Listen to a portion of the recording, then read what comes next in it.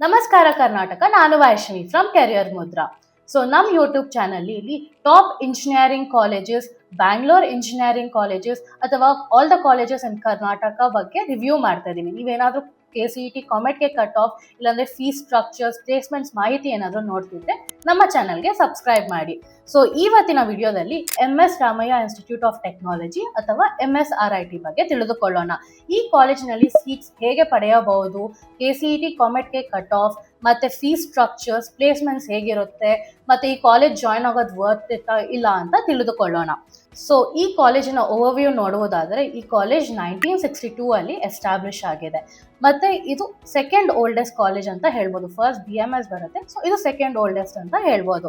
ಮತ್ತೆ ಇದು MSR ನಗರದಲ್ಲಿದೆ. ಸೊ ನೀವೇನಾದ್ರೂ ನಾರ್ತ್ ಬ್ಯಾಂಗ್ಳೂರ್ ಸ್ಟೂಡೆಂಟ್ಸ್ ಆಗಿದ್ರೆ ಇದು ನಿಮಗೆ ಒಳ್ಳೆ ಅಡ್ವಾಂಟೇಜ್ ಆಗಿರಬಹುದು. ಮತ್ತೆ ಇದು ಅಟಾನಮಸ್ ಕಾಲೇಜ್ ಆಗಿದೆ. ಸೊ VTUಗೆ ಸಂಯೋಜಿತವಾದ ಅಟಾನಮಸ್ ಸಂಸ್ಥೆಯಾಗಿ ಕಾರ್ಯನಿರ್ವಹಿಸುತ್ತಿದೆ. ಮತ್ತೆ NAC A+ ಗ್ರೇಡ್ ಅಕ್ರಿಯೇಷನ್ ಕೂಡ ಇದೆ. ಸೊ ಈ ಕ್ಯಾಂಪಸ್ ಸೈಜ್ ನೋಡೋದ್ರೆ ಇಲ್ಲಿ ಬರೀ ಇಂಜಿನಿಯರಿಂಗ್ ಅಲ್ಲ, ಮೆಡಿಕಲ್, ಲಾ, MBA ಈ ಎಲ್ಲ ಕ್ಯಾಂಪಸ್ಸು ಇದೆ.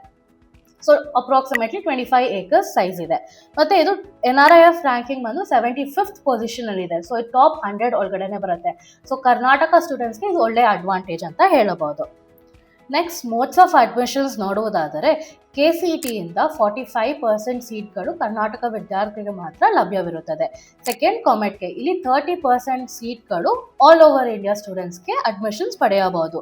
ಮೂರನೆಯದು ಮ್ಯಾನೇಜ್ಮೆಂಟ್ ಕೋಟಾ. ಸೊ ಇಲ್ಲಿ 25% ಸೀಟ್ಗಳು ನೇರ ಪ್ರವೇಶ ಪಡೆಯಬಹುದು.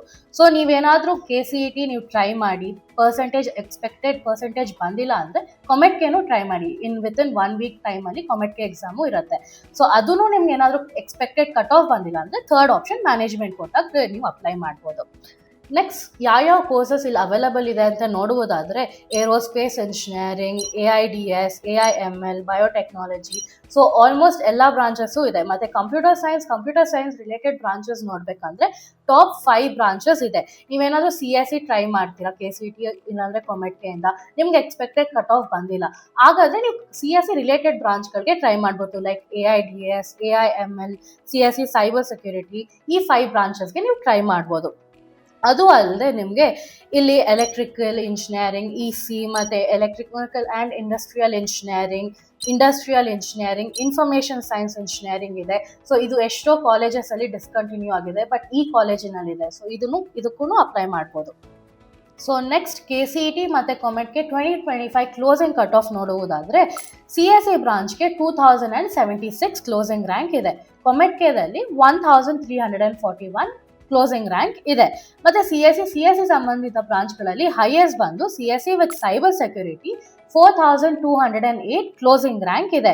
ಮತ್ತು ಕಾಮೆಟ್ಗೆದಲ್ಲಿ AIDSಗೆ 2493 ಕ್ಲೋಸಿಂಗ್ ರ್ಯಾಂಕ್ ಇದೆ. EC ಬ್ರಾಂಚ್ಗೆ 4080, ಕಾಮೆಟ್ಗೆಯಿಂದ ಅಡ್ಮಿಷನ್ಸ್ ಪಡೆದರೆ 3162 ಕ್ಲೋಸಿಂಗ್ ರ್ಯಾಂಕ್ ಇದೆ. ಆನಂತರ ಬರುವ ಬ್ರಾಂಚ್ ಆದ ಸಿವಿಲ್ಗೆ 30,510 KCET ಕ್ಲೋಸಿಂಗ್ ಕಟ್ ಆಫ್ ಇದೆ. ಮತ್ತು ಕಾಮೆಟ್ಗೆಗೂ ಸೇಮ್ 30,423 ಕ್ಲೋಸಿಂಗ್ ರ್ಯಾಂಕ್ ಇದೆ. ಸೊ ನೀವು MS ರಾಮಯ್ಯದಲ್ಲೇ ಅಡ್ಮಿಷನ್ಸ್ ಪಡೆಯಬೇಕು, ಯಾವುದೇ ಬ್ರಾಂಚ್ ಪರವಾಗಿಲ್ಲ ಅಂದರೆ ನೀವು 30,000 ರ್ಯಾಂಕ್ ಒಳಗಡೆ ಬಂದರೆ ನಿಮಗೆ ಸಿವಿಲ್ ಬ್ರಾಂಚ್ ಸಿಕ್ಕುತ್ತೆ.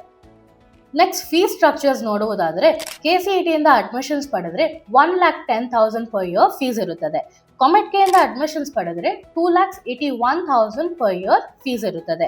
ಮತ್ತು ಮ್ಯಾನೇಜ್ಮೆಂಟ್ ಕೋಟಾದಿಂದ ಅಡ್ಮಿಷನ್ಸ್ ಪಡೆದರೆ 15 to 45 lakhs ವರೆಗೂ ಇರುತ್ತದೆ. ಇದು ಟೋಟಲ್ ಫೀಸ್ ಕೋರ್ಸ್ ಇರುತ್ತದೆ. ಮತ್ತು ಇದು ಬ್ರಾಂಚ್ನ ಮೇಲೆ ಬದಲಾಗುತ್ತದೆ. ನೆಕ್ಸ್ಟ್ ಇಲ್ಲಿ ಮ್ಯಾನೇಜ್ಮೆಂಟ್ ಕೋಟಾದಿಂದ ಅಡ್ಮಿಷನ್ಸ್ ಪಡೆದರೆ ಇಲ್ಲಿ ಒನ್ ಟೈಮ್ ಡೆವಲಪ್ಮೆಂಟ್ ಫೀಸ್ ಅಂತ ಇವರು ಕಲೆಕ್ಟ್ ಮಾಡ್ತಾರೆ. ಸೊ CSEಗೆ 35 lakhs ಇರುತ್ತದೆ. CSE ವಿತ್ AIMLಗೆ 30 lakhs ಇರುತ್ತದೆ. CSE ವಿತ್ ಸೈಬರ್ ಸೆಕ್ಯೂರಿಟಿಗೆ 25 lakhs ಇರುತ್ತದೆ. AIDSಗೆ 22 lakhs, EC ಬ್ರಾಂಚ್ಗೆ 14 lakhs, EC ಮತ್ತು ಮೆಕ್ಯಾನಿಕಲ್, ಬಯೋಟೆಕ್ನಾಲಜಿಗೆಲ್ಲ 5 lakhs ಇರುತ್ತೆ. ಸಿವಿಲ್ ಇಂಜಿನಿಯರಿಂಗ್ಗೆ 4 lakhs ಇರುತ್ತೆ. ಕೆಮಿಕಲ್ ಮತ್ತು ಇಂಡಸ್ಟ್ರಿಯಲ್ ಇಂಜಿನಿಯರಿಂಗ್ ಇಂಥ ಬ್ರಾಂಚ್ಗಳಿಗೆಲ್ಲ 1 lakh ಡೆವಲಪ್ಮೆಂಟ್ ಫೀಸ್ ಆಗಿರುತ್ತದೆ. ಅದು ಅಲ್ಲದೆ ನಿಮಗೆ ಪರ್ ಇಯರ್ ಫೀಸ್ 3 ಇಂದ 3.5 ಲ್ಯಾಕ್ಸ್ ವರೆಗೂ ಪರ್ ಇಯರ್ ಫೀಸ್ ಇರುತ್ತದೆ. ಸೊ ಅಪ್ರಾಕ್ಸಿಮೇಟ್ಲಿ ನಿಮಗೆ 12 to 14 ಲ್ಯಾಕ್ಸ್ ಬರೀ ಫೀಸ್ ಇರುತ್ತೆ. ಇದು ಒನ್ ಟೈಮ್ ಡೆವಲಪ್ಮೆಂಟ್ ಫೀಸ್ ಇಷ್ಟಿರುತ್ತೆ. ಸೊ ನೆಕ್ಸ್ಟ್ ಪ್ಲೇಸ್ಮೆಂಟ್ಸ್ ಬಗ್ಗೆ ನೋಡ್ಬೇಕಾದ್ರೆ 7.6 ಲ್ಯಾಕ್ಸ್ ಇಲ್ಲಿ ಆವರೇಜ್ ಪ್ಯಾಕೇಜ್ ಇದೆ. ಮತ್ತೆ highest package 50 lakhs per annum ಇದೆ. ಸೊ CSE ಮತ್ತೆ CSE ರಿಲೇಟೆಡ್ ಬ್ರಾಂಚ್ಗಳಿಗೆ ಮಿನಿಮಮ್ ಅಂದ್ರೂ 10 to 12 ಲ್ಯಾಕ್ಸ್ ಆವರೇಜ್ ಪ್ಯಾಕೇಜ್ ಸಿಗುತ್ತದೆ. ಸೊ ಇಲ್ಲಿ ಟಾಪ್ ಕಂಪ್ನೀಸ್ ಆದ Bosch, Dell, HP, JP Morgan, EY, Amazon, apple, Cisco ಈ ತರ ಇಂಟರ್ನ್ಯಾಷನಲ್ ಕಂಪ್ನೀಸ್, ನ್ಯಾಷನಲ್ ಕಂಪ್ನೀಸ್ ಎಲ್ಲಾನು ಕೊಲಾಬ್ರೇಷನ್ ಆಗಿ ಹೈರಿಂಗ್ಗೆ ಬರ್ತಾರೆ. ಸೊ ಈ ಕಾಲೇಜ್ ವರ್ತ್ ಇಟ್ ಏನು ಅಂತ ತಿಳಿದುಕೊಳ್ಳಬೇಕಂದ್ರೆ ಈ ಕಾಲೇಜ್ಗೆ 63 ಇಯರ್ಸ್ ಆಫ್ ಲೆಗಸಿ ಇದೆ. ಸೊ ಇದು ಸೆಕೆಂಡ್ ಓಲ್ಡೆಸ್ಟ್ ಕಾಲೇಜ್ ಅಂತ ಹೇಳ್ಬೋದು. ಪ್ಲಸ್ ಇದು ಅಟಾನಮಸ್ ಕಾಲೇಜ್ ಆಗಿದೆ. ಅಟಾನಮಸ್ ಕಾಲೇಜಲ್ಲಿ ಓದೋ ಬೆನಿಫಿಟ್ ಏನಂದ್ರೆ ಸಿಲೆಬಸ್ ಮತ್ತೆ ಕರಿಕ್ಯುಲಮ್ ಇವರೇ ಕಾಲೇಜ್ ಅವರೇ ಸೆಟ್ ಮಾಡ್ತಾರೆ. ಸೊ ನಿಮಗೆ every day new AI, every month new AI ಬರ್ತಾ ಇರುತ್ತೆ. ಸೊ ಇವು ಸಿಲೆಬಸ್ ಕೂಡ ಸೇಮ್ ಇಂಡಸ್ಟ್ರಿಯಲ್ ರಿಲೇಟೆಡ್ ಆಗಿ ಅಪ್ಡೇಟ್ ಆಗ್ತಾ ಇರುತ್ತೆ. ನೆಕ್ಸ್ಟ್ ಬಂದು ಇದು ಸೆಂಟ್ರಲ್ ಬ್ಯಾಂಗ್ಳೂರಲ್ಲಿದೆ. ಸೊ ನಾರ್ತ್ ಬೆಂಗಳೂರಿಗೆ, ಸೆಂಟ್ರಲ್ ಬ್ಯಾಂಗ್ಳೂರ್ಗೆ ಸ್ಟೂಡೆಂಟ್ಸ್ ಯಾರು ಲೋಕಲ್ ಸ್ಟೂಡೆಂಟ್ಸ್ ಇರ್ತಾರೋ ಇವ್ರಿಗೆ ಈ ಕಾಲೇಜ್ ಒಳ್ಳೆ ಬೆನಿಫಿಟ್ ಆಗ್ಬೋದು. ಮತ್ತೆ NRIF ರ್ಯಾಂಕಿಂಗ್ ಬಂದು 75th ಪೊಸಿಷನ್ ಅಲ್ಲಿ ಇದೆ. ಇದು ಟಾಪ್ 100 ಒಳಗಡೆ ಇರೋದು. So all over India top 100 ಒಳಗಡೆ ಇದೆ ಕಾಲೇಜ್. ಸೊ ಬ್ಯಾಂಗ್ಳೂರ್ ಅಥವಾ ಕರ್ನಾಟಕ ಸ್ಟೂಡೆಂಟ್ಸ್ಗೆ ಇದು ಒಳ್ಳೆ ಅಡ್ವಾಂಟೇಜ್ ಅಂತ ಹೇಳ್ಬೋದು.